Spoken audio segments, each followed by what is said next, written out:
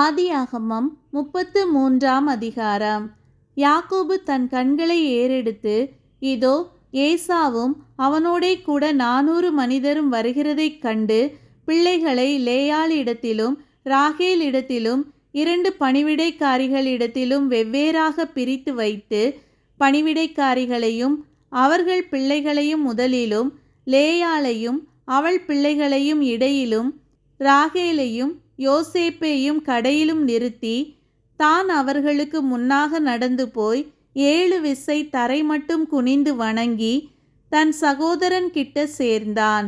அப்பொழுது ஏசா எதிர்கொண்டு ஓடி வந்து அவனை தழுவி அவன் கழுத்தை கட்டிக்கொண்டு அவனை முத்தஞ்செய்தான். இருவரும் அழுதார்கள். அவன் தன் கண்களை ஏறெடுத்து ஸ்திரீகளையும் பிள்ளைகளையும் கண்டு, உன்னோடு இருக்கிற இவர்கள் யார் என்றான். அதற்கு அவன், தேவன் உமது அடியானுக்கு அருளின பிள்ளைகள் என்றான். அப்பொழுது பணிவிடைக்காரிகளும் அவர்கள் பிள்ளைகளும் சேர்ந்து வந்து வணங்கினார்கள். லேயாளும் அவள் பிள்ளைகளும் சேர்ந்து வந்து வணங்கினார்கள். பின்பு யோசேப்பும் ராகேலும் சேர்ந்து வந்து வணங்கினார்கள். அப்பொழுது அவன், எனக்கு எதிர்கொண்டு வந்த அந்த மந்தையெல்லாம் என்னத்துக்கு என்றான். அதற்கு அவன், என் ஆண்டவனுடைய கண்களில் எனக்கு தயவு கிடைக்கிறதற்கு என்றான். அதற்கு ஏசா, என் சகோதரனே, எனக்கு போதுமானது உண்டு, உன்னுடையது உனக்கு இருக்கட்டும் என்றான்.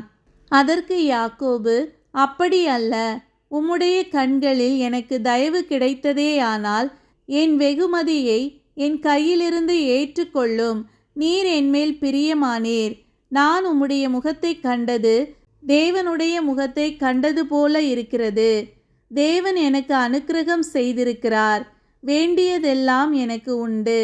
ஆகையால் உமக்கு கொண்டு வரப்பட்ட என் காணிக்கையை ஏற்றுக்கொள்ளும் என்று சொல்லி அவனை வருந்தி கேட்டுக்கொண்டான்.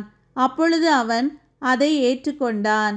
பின்பு அவன், நாம் புறப்பட்டு போவோம், வா, நான் உனக்கு முன் நடப்பேன் என்றான். அதற்கு அவன், பிள்ளைகள் இளம் பிள்ளைகள் என்றும் கறவையான ஆடு மாடுகள் என்னிடத்தில் இருக்கிறது என்றும் என் ஆண்டவனுக்கு தெரியும். அவைகளை ஒரு நாளாவது துரிதமாய் ஓட்டினால் மந்தையெல்லாம் மாண்டு போம். என் ஆண்டவனாகிய நீர் உமது அடியானுக்கு முன்னே போம்.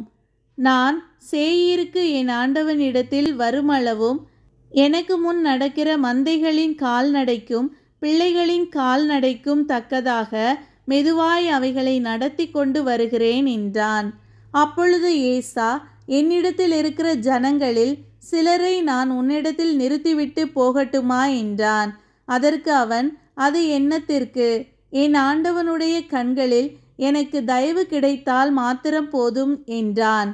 அன்றைய தினம் ஏசா திரும்பி தான் வந்த வழியே சேயீருக்கு போனான்.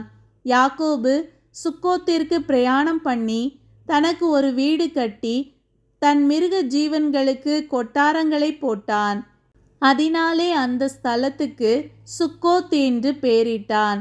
யாக்கோபு பதான் அராமிலிருந்து வந்த பின் கானான் தேசத்தில் இருக்கிற சாலேம் என்னும் சீகேமுடைய பட்டணத்திற்கு அருகே சென்று பட்டணத்திற்கு எதிரே கூடாரம் போட்டான்.